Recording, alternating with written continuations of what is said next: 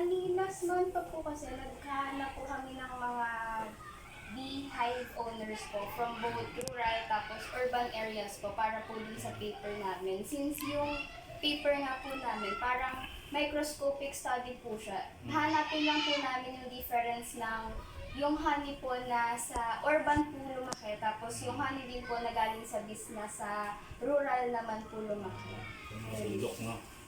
Opo. Dito naman kasi yung bubuyog ko kasi hindi yung gaya ng ibang bees na mga gaya ng mga European bees, ng mga Apis mellifera, Apis cerana.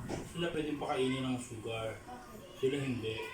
Talagang Bali, yung honey nila galing talaga sa nature.